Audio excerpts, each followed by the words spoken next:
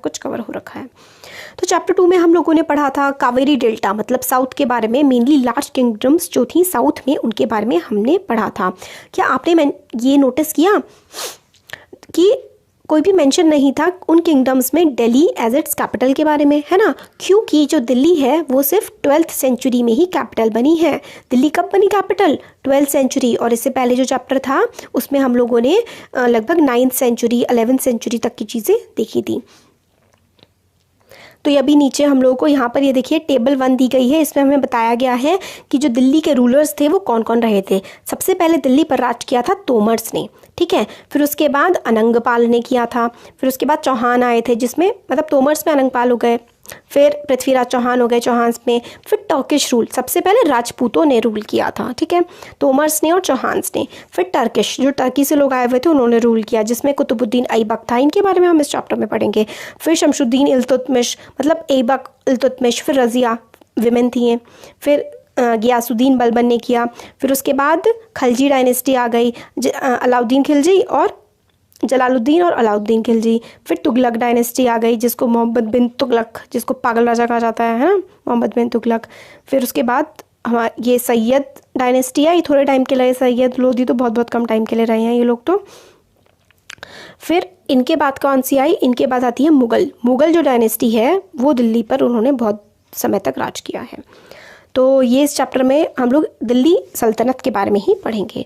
दिल्ली में सबसे पहले जो कैपिटल बनी थी वो तोमर राजपूतों की बनी थी, who were defeated in the middle century, मतलब 12th सेंचुरी के मिडिल में चौहान्स ने, जिनको पहले चाहमान्स कहा जाता था, अजमेर के थे वो, और उन्होंने तोमर राजपूतों को हरा दिया था। It was under Tomars and Chauhans that Delhi become an important commercial centre. तो तोमर्स और चौहान्स के टाइम पर ही दिल्ली जो है ना वो काफ़ी इंपॉर्टेंट कॉमर्शियल मतलब बिजनेस का सेंटर बन गया था। काफ़ी सारे रिच जैन मर्चेंट जो थे वो इस सिटी में उन्होंने रहना शुरू कर दिया। काफ़ी उन्होंने टेम्पल्स वगैरह बनवाए और वहाँ पे कॉइन्स मिंट होने लगे, मतलब कॉइन्स मिंट होने लगे का सिक्के बनने लगे। और ये जो सिक्के यहाँ पे बनते थे इनको दहलीवाल कहा जाने लगा, और ये सिक्के काफ़ी ज़्यादा सर्कुलेशन में थे, काफ़ी लोग इनका इस्तेमाल करते थे। ट्रांसफॉर्मेशन, दिल्ली का जो बदलाव हुआ इनटू कैपिटल, ठीक है, जब दिल्ली कैपिटल बनी, आज तो हमारी दिल्ली ही कैपिटल है, that controlled vast area of the subcontinent started with the foundation of Delhi Sultanate at the beginning of 13th century। तो सबसे पहले ये 12th सेंचुरी के टाइम पर तोमर्स एंड राजपूत जो थे, तोमर राजपूत थे और फिर चौहान्स आए। इनके बाद जो है टर्किश रूलर्स आ गए। उसी टाइम पर क्या हुआ, दिल्ली एक ऐसी कैपिटल बनी जिसने पूरे देश पर राज किया। दिल्ली सुल्तान्स थे वो उन्होंने काफ़ी बड़ी सी सिटी बनाई। Delhi sultans build many cities in the area that we know now as Delhi. तो बहुत सारी मतलब शहर आसपास बसा दिया जिसको आज हम दिल्ली कहते हैं, जैसे दिल्ली, कून्हा, सीरी और जनपद, ये सारे के सारे इलाके हैं ना दिल्ली के। मेट्रो में जाते हैं तो जनपद आ जाता है ना, सिरी पुराना नाम है दिल्ली का। तो ये सारे के सारे हम लोगों ने देख लिए इसमें। अब आता है finding about the Delhi sultans. अब दिल्ली सुल्तान्स के बारे में जानते हैं। ऑल्दो इंस्क्रिप्शंस होती हैं ऐसी चीज़ जो हमें लिखी हुई मिलती है। इंस्क्रिप्शंस में, सिक्कों में और आर्किटेक्चर मतलब जो चीज़ बनी हुई है इससे हमें काफ़ी सारी इन्फॉर्मेशन मिल जाती है। स्पेशली वैल्यूएबल आर हिस्ट्रीज, और जो हमें इतिहास पता लगता है, ठीक है।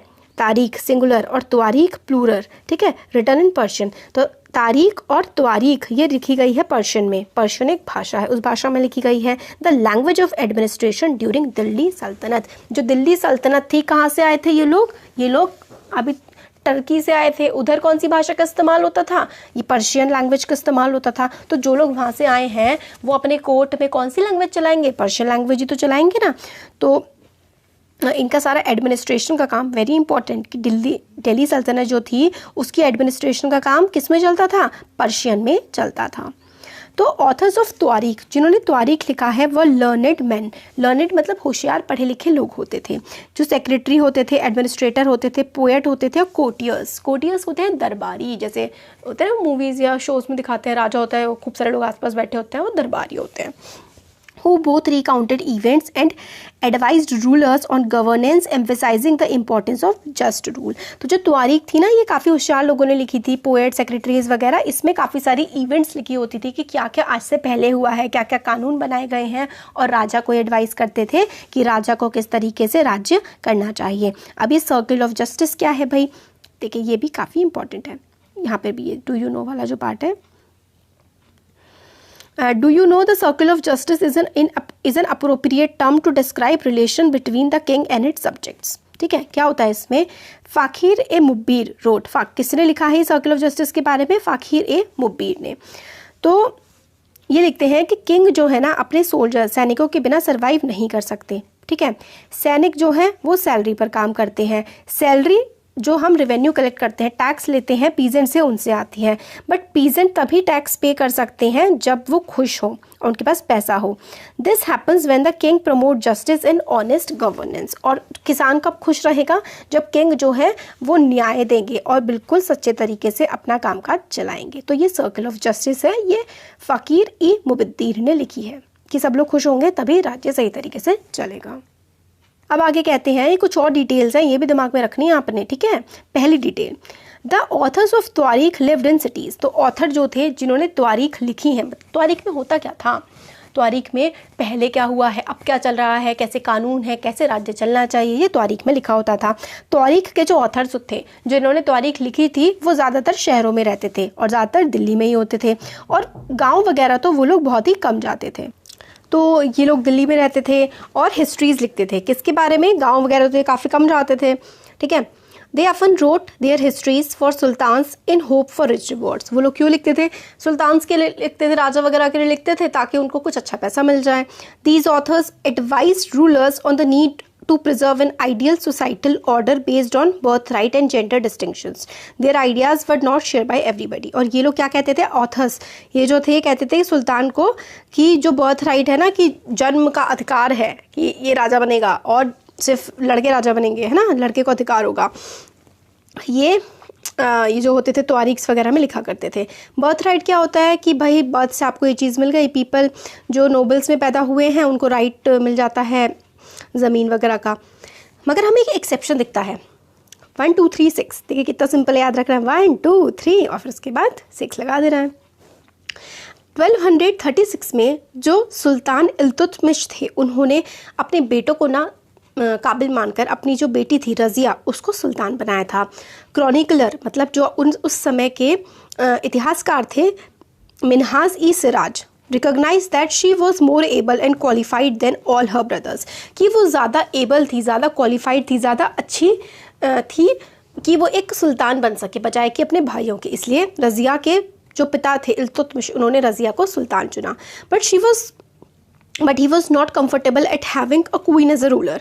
मतलब मिन्हाज ई सिराज ने ये तो लिखा कि भाई वो ज़्यादा काबिल थी, मगर एक औरत राज करेगी इससे वो भी मतलब कंफर्टेबल नहीं थे, उन्हें ये चीज़ सही नहीं लग रही थी. और बाकी जो नोबल्स थे और जो दरबारी टाइप के लोग होते थे, नोबल्स की काफ़ी ज़्यादा चलती थी सल्तनत के टाइम पे, इन्होंने भी काफ़ी ज़्यादा अटेम्प्ट करे कि हटा दिया जाए रज़िया को. उसको हटा दिया गया थ्रोन से 1240 में, मतलब 4 साल तक ही वो सुल्तान बनकर रह पाई या क्वीन बनकर रह पाई.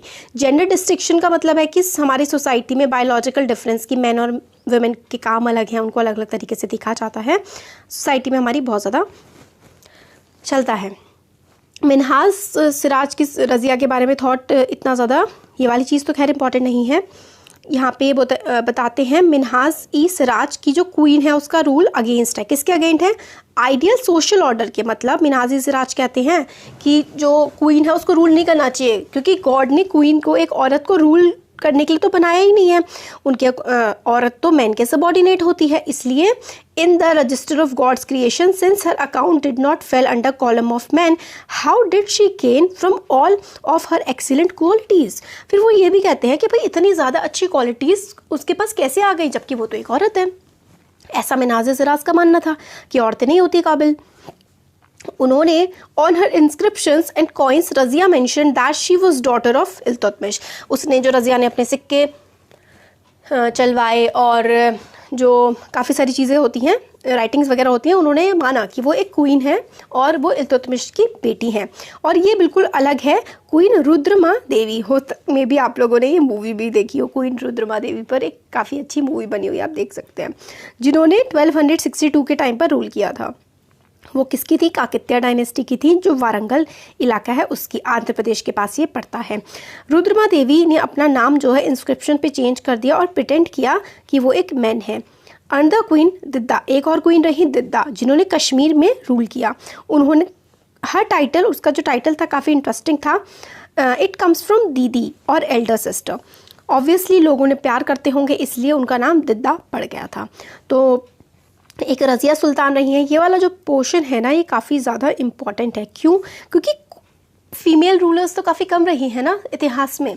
तो रज़िया सुल्तान, हमारे देश में देख लीजिए, जब से हमारा देश आज़ाद हुआ है तब से सिर्फ एक ही प्राइम मिनिस्टर हैं जो फीमेल रही हैं, है ना? आपको पता ही होगा, कमेंट सेक्शन में बताइएगा आपको कितना पता है, ठीक है? और एक ही फीमेल प्रेसिडेंट रही है हमारे देश की, दोनों बताइएगा आप, ठीक है? तो रज़िया रही हैं, रज़िया सुल्तान थी कि ये जो क्वीन बनी थी। फिर उसके बाद रुद्रमा देवी थी और फिर दिद्दा थी कश्मीर की। रुद्रमा देवी थी कहाँ की? आंध्र प्रदेश की, काकतीय डायनेस्टी, वारंगल। आगे है from garrison town to empire, the expansion of Delhi सल्तनत। दिल्ली सल्तनत जो है वो किस तरीके से फैली, तो यहाँ पे देखते हैं।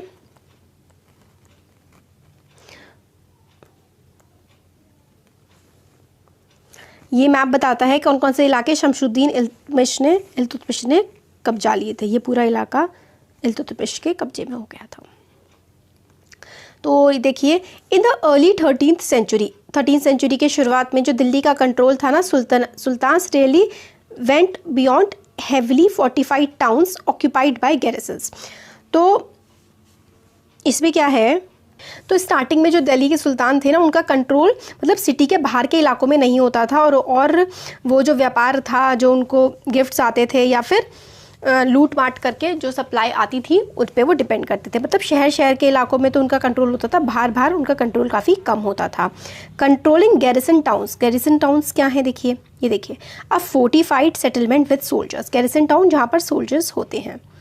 और हिंटरलैंड का मतलब होता है कि बाहर का इलाका, सिटी से बाहर का, ठीक है? तो garrison town, controlling garrison town in distant Bengal and Sindh from Delhi was extremely difficult. मतलब दिल्ली में बैठ करके बंगाल सिंध को कंट्रोल कर पाना काफ़ी मुश्किल हो जा रहा था। रिबेलियन मतलब विद्रोह हो जाते थे।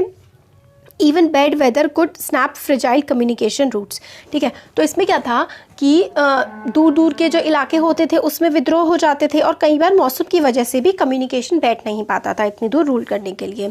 तो दिल्ली अथॉरिटी जो थी ना, उसको चैलेंज किससे था? मंगोल से। मंगोल जो है मंगोलिया से आते थे, अटैक करते थे खूब पेल के, पूरी दुनिया में खूब अटैक किए इन्होंने, इंडिया में नहीं कर पाए थे अटैक। दिल्ली अथॉरिटी को ये भी डर था कि मंगोल जो है वो अफ़गानिस्तान से आएंगे और अटैक कर देंगे। तो challenge by Mongol invasions from Afghanistan and by governors who rebelled at any sign of the sultan weakness. और जो गवर्नर्स भेज रखे हैं सुल्तान ने अलग अलग इलाकों में, अगर सुल्तान ज़रा सा भी वीक पड़ा तो गवर्नर रिबेल कर देंगे, मतलब सुल्तान के खिलाफ चले जाएंगे। सुल्तान बेयरली सर्वाइव दीज चैलेंजेस। और अगर कोई गवर्नर चैलेंज कर देता था तो सुल्तान उसको मतलब सर्वाइव ही नहीं कर पाता था, उसका वो राज्य उससे छिन ही जाता था। और its consolidation occur during the reign of Ghiyasuddin Balban and further expansion under Alauddin Khilji and Muhammad Tughlaq. फिर मतलब ये बताया गया है कि जो गवर्नर अगर अटैक वगैरह कर देते थे तो रजिस्ट नहीं कर पाते था जो सुल्तान होता था, और सुल्तान के हाथ से वो वाला इलाका चला जाता था। बट क्या था, ये जो बलबन डायनेस्टी थी, फिर तुगलक डायनेस्टी आई, इन्होंने ना थोड़ा सा अच्छे से कंट्रोल करके रखा चीज़ों पर। फर्स्ट सेट जो कैंपेन था along the internal frontier of sultanate aimed at consolidating the hinterlands of the garrison towns.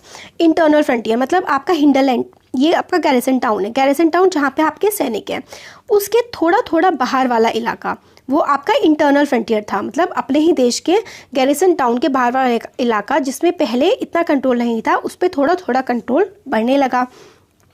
During these campaigns forest were cleared इन गंगा यमुना दोआब। ये बहुत इंपॉर्टेंट है कि इंटरनल फ्रंटियर में क्या क्या किया था। इसमें हिंटरलैंड्स का इलाका कैप्चर करने लगे थे, मतलब गैरिसन टाउन के बार बार वाला इलाका कैप्चर करने लगे थे। काफ़ी सारे कैंपेन चलाए गए जिसमें गंगा और यमुना दोआब, गंगा यमुना दोआब का मतलब है यहाँ से गंगा नदी भी निकल रही है, यमुना नदी भी निकल रही है, उसके आसपास खूब घने जंगल होते थे ना, तो उनको काटा गया। ठीक है, उसमें जो गैदर पेस्टोरलिस्ट घुमंतू लोग होते थे उनको निकाला गया वहाँ से, और वहाँ पर पीजेंट्स को लैंड दे दिया गया और कहा गया कि चलो भाई इसमें खेती करो। काफ़ी सारे फोर्ट बनाए गए, काफ़ी किले बनाए गए, गैरिसन टाउन्स को और भी ज़्यादा बढ़ाया गया ताकि जो ट्रेड रूट है, जो व्यापार के रूट हैं और रीजनल ट्रेड, आपस में व्यापार अच्छे से हो सके। सेकेंड एक्सपेंशन, पहला एक्सपेंशन इंटरनल फ्रंटियर, मतलब गैरिसन टाउन के आगे बढ़ा गया। गंगा यमुना दोआब में जो है वहाँ पे जो हंटर गैदरर घुमंतू लोग रहते थे उनको निकाला गया और एग्रीकल्चर के लिए किसानों को दे दिया गया, और वहाँ पे फोर्ट वगैरह बनाए गए और नए गैरिसन टाउन बनाए गए और ट्रेड रूट बनाए गए ताकि ट्रेड व्यापार अच्छे से हो सके।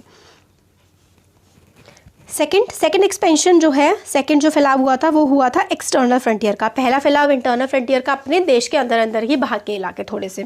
फिर एक्सटर्नल, इसमें मिलिट्री एक्सपेडिशन किए गए सदर्न इंडिया में, मतलब साउथ में आर्मी भेजी गई, साउथ के बिल्कुल अलग रूल चल रहा था तो वहाँ पर आर्मी भेजी गई, और ये स्टार्ट हुआ अलाउद्दीन खिलजी के टाइम पे and culminated with the Mohammad Tughlaq. ठीक है, अलाउद्दीन खिलजी के टाइम पे स्टार्ट हुआ और तुगलक के साइड में साथ में पूरा ख़त्म सा हो गया। ठीक है, फाइनली उसने कब्जा लिया। देयर कैंपेन्स में, अपने कैंपेन जो होते थे, सुल्तान था उसमें एलिफेंट, हॉर्स, स्लेव्स, ये सारे के सारे प्रेशियस मेटल्स ये लेके जाता था, मतलब खूब बड़ी बड़ी आर्मियाँ होती थी और खूब सब कुछ चलता था उनके साथ। By the end of Mohammad Tughlaq reign, Mohammad Tughlaq का जो रेन होता है शासन, मोहम्मद तुगलक का जब शासन खत्म हुआ, 150 years after somewhat humble beginnings, the armies of the Delhi Sultanate had marched across a large part of subcontinent. ठीक है, तो मोहम्मद तुगलक की रेन आते आते, मोहम्मद तुगलक का जब रेन ख़त्म हुआ और लगभग 150 साल के बाद जब ये मतलब सल्तनत का रूल स्टार्ट हुआ था, इसने काफ़ी सारा जो सब कॉन्टिनेंट का पार्ट था, मतलब इंडिया का पार्ट, जो दिल्ली सल्तनत थी ना, इसने काफ़ी सारे इंडिया के पार्ट पर लगभग 150 साल में कब्जा कर लिया था। अपने काफ़ी सारे आर्मीज़ जो दुश्मनों को हराया और उनकी सिटीज़ पर कब्जा कर लिया। सल्तनत यहाँ से टैक्स कलेक्ट करती थी, पीजेंट जो थे, from the peasantry and dispense justice in its realm. तो टैक्स इकट्ठा करती थी तो अमीर होने लगे, ज़्यादा इलाका बढ़ गया, इनका ज़्यादा टैक्स आया, ज़्यादा अमीर हो गए और ज़्यादा पावरफुल हो गए। But how complete and effective was it's control over such vast territory. अब इतने बड़े देश में कैसे कंट्रोल रहा होगा। ये देखिए, पूरा एक्सपेडिशन, लगभग आप समझ लिए पूरा का पूरा देश ही कब्जे में ले लिया था दिल्ली सुल्तानों ने। ठीक है, अब ये मस्जिद वगैरह जो इन लोगों ने बनवाई हैं, है ना, ये कंस्ट्रक्शंस वगैरह इसमें हमें बता रखे हैं। तो ये देखिए, ये तो मैप है कि कहाँ कहाँ वो गया था अलाउद्दीन खिलजी ने, कहाँ कहाँ कैंपेन किया। फिर ये कुवात अल इस्लाम मॉस्क है, Quwwat al Islam mosque and Minar build during the last decade of 12th century, 12th century के अंत में बनाई गई थी। First city build by the Delhi sultans, Delhi कूना ओल्ड सिटी थी। ठीक है, इल्तुतमिश ने।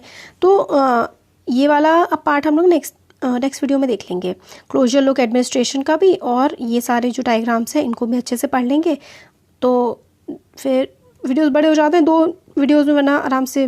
तो आधा चैप्टर हो चुका है कवर, आधा और बचा है, ये अब नेक्स्ट वीडियो में हम लोग कवर कर लेंगे आगे का। ठीक है, तो कैसा लगा वीडियो ज़रूर बताइए, अच्छा लगा लाइक करिए, सब्सक्राइब करिए चैनल को।